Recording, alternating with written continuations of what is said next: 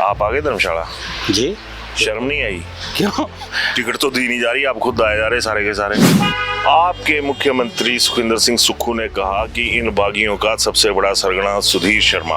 अब सरगना के खिलाफ आप लोग लंबे बढ़ गए, आप लोगों से एक टिकट नहीं डिक्लेयर हो रही, मजाक बना हुआ पूरी कांग्रेस का आज की डेट में। ये तो मुझे लगता है कि जल्दी होना चाहिए था। तो आपको लगता नहीं कि इससे बड़ी नालायकी क्या होगी कि जिस आदमी को आप लोगों ने पानी पी पी कर कोसा, सुधीर शर्मा को, उनके खिलाफ आपके पास कैंडिडेट नहीं है? जो निर्णय लेते हैं आज मैं उनमें शामिल नहीं। की निर्णय लेने की क्षमता ना प्रतिभा सिंह में है, ना सुखविंदर सिंह सुक्खू में है। किस किस से लड़ेगी कांग्रेस? सुधीर शर्मा से लड़ेगी, गद्दी कम्युनिटी से लड़ेगी, ओबीसी कम्युनिटी से लड़ेगी, किस किस से लड़ेगी? आपसे उस वक्त बागडोर छीन ली गई जिस वक्त आप प्रदेश अध्यक्ष थे, और उस आपके नेतृत्व में लोकसभा की सीट भी लाखों का मार्जिन कवर करने के बाद हजारों से जीती, 3 विधानसभा के उपचुनाव भी जीते। देखो, दो सरकारों से लड़ना बड़ा मुश्किल होता है। डबल इंजन की सरकार, दिल्ली की सरकार, हिमाचल की सरकार, लेकिन संगठन मजबूत था। आप उस वक्त अगर मान लीजिए आप प्रदेश अध्यक्ष रहते, कितनी सीटें आती कांग्रेस की? क्योंकि आपने पहले जलवा दिखाया था 4 सीटों पे कि ये सीटें बढ़ती, जितनी मौजूदा सीटें थी बढ़ सकती थी। 6 क्यों बागी हुए और 3 आजाद छोड़ के क्यों गए? तो आपको क्या लगता है कि यहाँ पे नालायकी किसकी है? पलायन किसकी वजह से शुरू हुआ? प्रतिभा सिंह की वजह से शुरू हुआ या फिर सुखविंदर सिंह सुक्खू की वजह से पलायन शुरू हुआ? सरकार पर यह आरोप लगता है कि शिमला में कुछ ज्यादा जो थी सत्ता में हिस्सेदारी वो दे दी, लेकिन उसमें भी आपका नाम नहीं आया। क्या राठौर साहब इतने हल्के आंके गए? ना आपको इनाम उन 4 उपचुनावों का मिला, ना सत्ता में आने के बाद आपको मिला। कि एक अच्छे विधायक के नाते मैं पहचान बनाऊं। मंत्री और मुख्यमंत्री तो जीवन में आदमी बनता रहता है, वो हालात बनते हैं। और ये भी सच्चाई है कि बहुत सारे लोग चाहते थे कि मुझे टिकट ना मिले, और टिकट मिलने के बाद भी बहुत सारे लोग चाहते थे कि आपकी गर्दन और पेट की हथकड़ियां भी निकाल दी जाए। चुनाव का परिणाम आया, मैं बाहर निकला तो एक पत्रकार बंधु ने मुझसे पूछा, आप ने अभिमन्यु की तरह जो है चक्रव्यूह को तोड़ा है। और कांग्रेसियों का था ना बीजेपी से ज्यादा, कि आप लोगों ने तब बड़ा शोर मचाया जब कांग्रेस के लोग छोड़ के गए, फिर चुनाव आए, अब बीजेपी के लोगों को ही टिकटें दे रहे हैं। फिर आपका और बीजेपी का तो करैक्टर सेम ही हुआ ना। अपने लोगों को जिस तरह बीजेपी ने जहर दिया, तो क्या कांग्रेस भी जहर देने वाले मूड में लग रही है यहाँ पे? तो अभिवादन स्वीकार करें, मैं उदय पठानिया। आप देख रहे होंगे कि आज मेरे को थोड़ा सा हिंदी में आ गया। मैं तो हिंदी में आने की वजह है क्योंकि आज मेरे साथ कांग्रेस के वो कुलदीप हैं जिन्होंने एक दौर में कांग्रेस का जो दिया फड़फड़ा रहा था, बुझने के कगार पर था, तो जला दिया था। तो आज आप समझ होंगे मेरे साथ हैं कुलदीप राठौर। राठौर साहब, स्वागत जी। बहुत बहुत धन्यवाद। आप आ गए धर्मशाला? जी। शर्म नहीं आई? क्यों? टिकट तो दी नहीं जा रही, आप खुद आए जा रहे सारे के सारे। नहीं, ऐसा नहीं है। मुझे लगता है कि जल्दी ही फैसला होने वाला है। लोकसभा की तो होगी है, विधानसभा की टिकट जो है उस पे जो है मुझे लगता है कि आज या कल में अनाउंस होने वाले हैं। राठौर साहब, आप कांग्रेस के प्रदेश अध्यक्ष रहे हुए हैं और हर सवाल आपसे जायज़ रहेगा, बीइंग आप हर उस पर फिट बैठते हैं, क्योंकि चाहे मैं सीएम लेवल का सवाल पूछूं, चाहे मैं प्रदेश अध्यक्ष के लेवल का सवाल पूछूं, तो सारी चीज़ें वैसे ही चलेंगी। आपके मुख्यमंत्री सुखविंदर सिंह सुक्खू ने कहा कि इन बागियों का सबसे बड़ा सरगना सुधीर शर्मा। अब सरगना के खिलाफ आप लोग लंबे बढ़ गए, आप लोगों से एक टिकट नहीं डिक्लेयर हो रही, मजाक बना हुआ पूरी कांग्रेस का आज की डेट में। देखिए, ये तो मुझे लगता है कि जल्दी होना चाहिए था, लेकिन कई बार टिकट के फैसले से पहले राजनीतिक समीकरण देखे जाते हैं। शायद हमारा जो नेतृत्व है, जो टिकटों का फैसला कर रहा है, उनके दिमाग में चल रहा होगा कि कौन सा प्रत्याशी जो है उपयुक्त हो सकता है। अब फैसले का आपने जिक्र किया, पर आपका तो जो हार जीत का फासला है वो बढ़ता हुआ नजर आ रहा है। सुधीर शर्मा बीजेपी में गए, वहाँ के उन्होंने अभी लगभग 2, 2.5, 3 बार जो है वो विधानसभा क्षेत्र को कवर कर लिया है। आपके पास ना कैंडिडेट है। ये सवाल मेरा आपके साथ, एक तरह से मान लीजिए कि आप मौजूदा दौर में भी प्रदेश कांग्रेस के अध्यक्ष हैं, अगर आप बीइंग कांग्रेस अध्यक्ष इस बात को देखें तो आपको लगता नहीं कि इससे बड़ी नालायकी क्या होगी कि जिस आदमी को आप लोगों ने पानी पी पी कर कोसा, सुधीर शर्मा को, उनके खिलाफ आपके पास कैंडिडेट नहीं है? वो सॉलिड रीजन है तो कोई बताइए, अदरवाइज मैं अगले सवाल पे जाऊंगा। नहीं देखिए, क्योंकि जो निर्णय लेते हैं आज मैं उनमें शामिल नहीं हूँ, तो इसलिए इसका जवाब मैं नहीं दे। मैं ये मानूं कि निर्णय लेने की क्षमता ना प्रतिभा सिंह में है ना सुखविंदर सिंह सुक्खू में है, क्योंकि फेल तो हुए, क्योंकि डिले तो हुआ। देखो, जो निर्णय है वो हमेशा जो पार्टी अध्यक्ष हैं और प्रदेश के जो मुख्यमंत्री हैं और पार्टी आला कमान जो है लेते हैं, क्योंकि अभी मेरी वो स्थिति नहीं है कि मैं किसी निर्णय में शामिल हूँ। हाँ, अगर मुझसे कहीं पूछने की बात होती है पार्टी के पूर्व अध्यक्ष होने के नाते, तो मैं निश्चित तौर पे जो वाजिब राय है वो मैं जो है अपनी रखूँगा। वाजिब राय किस तरह से? क्योंकि सवाल ये थोड़ा सा लंबा चलता जा रहा है, क्योंकि ये लंबा इसलिए चल रहा है क्योंकि यहाँ पर कांग्रेस एकदम से बैकफुट पर आ चुकी है इस मसले के ऊपर। पिछले कल गद्दी समुदाय ने बोला कि अगर कांग्रेस हमें टिकट नहीं देती है तो हम अपना आज़ाद उम्मीदवार खड़ा करेंगे। आज सुबह ओबीसी कम्युनिटी ने कह दिया कि अगर हमें टिकट नहीं मिलती है कांग्रेस की तरफ से तो हम भी इंडिपेंडेंट आएंगे। आप किस से लड़ेगी कांग्रेस? सुधीर शर्मा से लड़ेगी, गद्दी कम्युनिटी से लड़ेगी, ओबीसी कम्युनिटी से लड़ेगी, किस से लड़ेगी? देखिए, मुझे लगता है कि जो भी निर्णय होगा किस पे सहमति होगी वो मेरी जानकारी में नहीं है, लेकिन कांग्रेस का जो संगठन है जिसे भी पार्टी टिकट देगी, सारा संगठन जो है मिलकर काम करेगा। राठौर साहब, आप आगे बिल्कुल पर्दा डालने वाला है, इस पे कोई दो राय नहीं है, मैं इस चीज़ को बोल रहा हूँ। मान लीजिए आपसे उस वक्त बागडोर छीन ली गई जिस वक्त आप प्रदेशाध्यक्ष थे और उस आपके नेतृत्व में लोकसभा की सीट भी लाखों का मार्जिन कवर करने के बाद हजारों से जीती, 3 विधानसभा के उपचुनाव भी जीते, कमोवेश अब वही परिस्थितियां प्रदेश में दोबारा हो चुकी हैं। तो आपको क्या लगता है कि यहाँ पे नालायकी किसकी है? अगर 6 क्यों बागी हुए और 3 आज़ाद छोड़ के क्यों गए? देखिए, ये बात सही है कि जिस वक्त मुझे पार्टी आला कमान ने अध्यक्ष बनाया उस समय परिस्थितियां जो है अनुकूल नहीं थी, लेकिन मैंने सबके सहयोग से, सबको विश्वास में लेकर संगठन को आगे बढ़ाया और पार्टी के तमाम जो वॉरिंग फैक्शन थे उन्हें इकट्ठा किया। जो हमारे पार्टी के बड़े नेता हैं वीरभद्र सिंह जी, उनका भी जिक्र करना चाहूँगा, उनका पूरा सहयोग रहा। और एक समय ऐसा आया कि कांग्रेस पार्टी एकजुट नजर आई और हमने मिलकर जो है नगर निगम के चुनाव लड़े।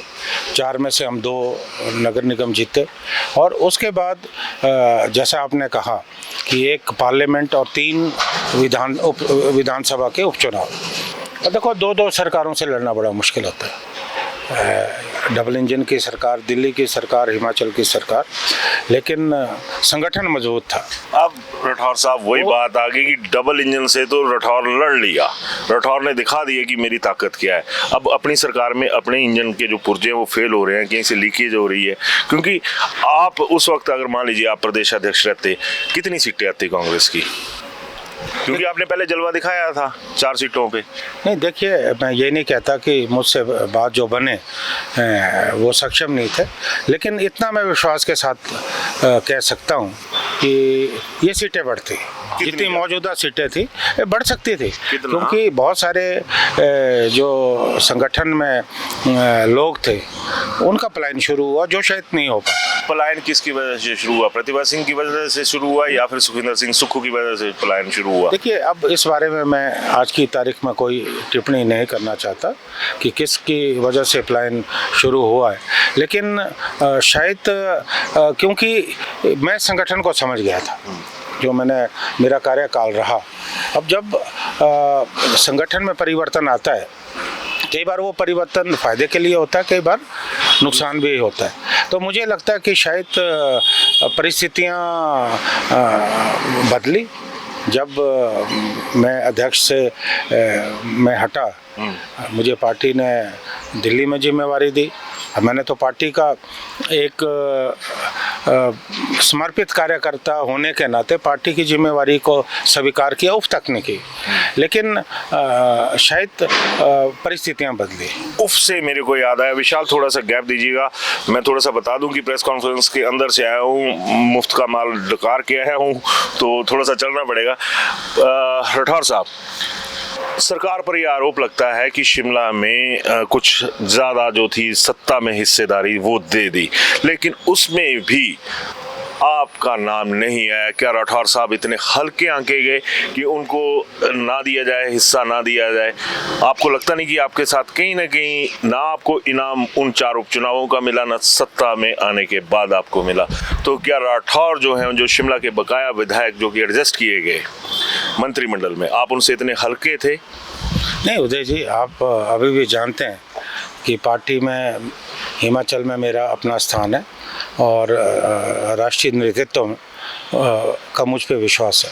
मुझे हिमाचल जैसी छोटी स्टेट से जब अध्यक्ष का परिवर्तन हुआ, मुझे राष्ट्रीय प्रवक्ता बनाया गया और जब टिकट देने की बात आई तो राष्ट्रीय नेतृत्व मेरे साथ खड़ा हुआ। और ये भी सच्चाई है कि बहुत सारे लोग चाहते थे कि मुझे टिकट ना मिले, और टिकट मिलने के बाद भी बहुत सारे लोग चाहते थे कि आपकी गर्दन और पेट की आंतड़ियां भी निकाल दी जाए। एक बात मैं और कहना चाहूँगा कि जब मैं चुनाव का परिणाम आया, मैं बाहर निकला तो एक पत्रकार बंधु ने मुझसे पूछा कि सर आपको बधाई, आप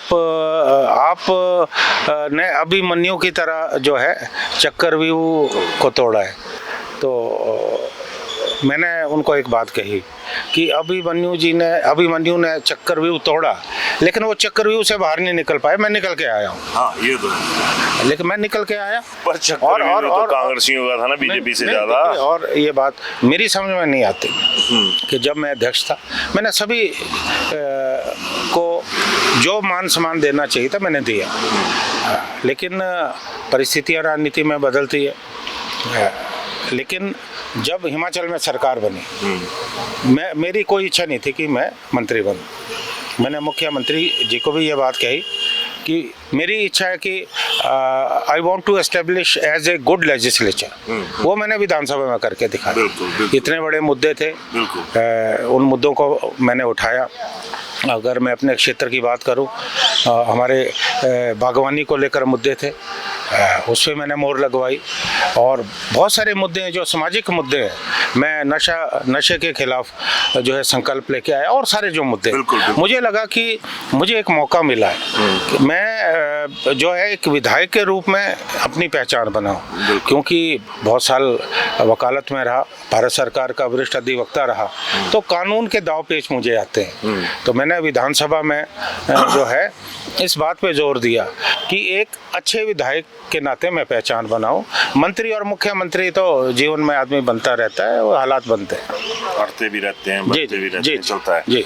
अब मैं आ रहा हूँ लास्ट सवाल की तरफ, और ये फिर मेरा कांग्रेस के एक बड़े कद के लीडर होने की वजह से ये सवाल मेरा आपके साथ है कि आप लोगों ने तब बड़ा शोर मचाया जब कांग्रेस के लोग छोड़ के गए, फिर चुनाव आए, अब बीजेपी के लोगों को ही टिकटें दे रहे हैं। सुजानपुर की बात करूं तो राजेंद्र राणा के खिलाफ वही कैंडिडेट दे दिए, कैप्टन रंजीत राणा जो कि बीजेपी से थे।